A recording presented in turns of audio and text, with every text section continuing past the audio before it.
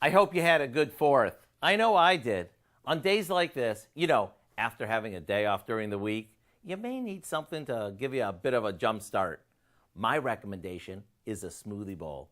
It's easy to make, super colorful, and packed with goodness. The one I'm making today starts off like a traditional smoothie, since we add a bunch of fruit to our blender. Here I'm using frozen mango, raspberries, and strawberries. Starting with frozen fruit makes it so much better since it makes it extra thick. To that, add in a sliced banana, some ice, almond or regular milk, and a bit of honey. We give it a whirl until everything is smooth. You may need to scrape down the sides to make sure everything gets mixed evenly. Then we pour this into a cereal bowl, and here comes the fun part.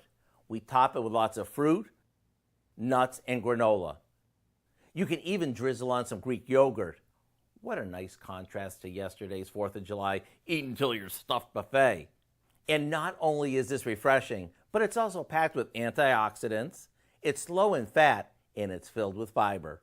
To get the recipe for our Feel-Good Smoothie Bowl, simply visit our website. I'm Howard with Kelly in the Mr. Food Test Kitchen, where today we found a very smooth way for you to say, ooh, it's so good.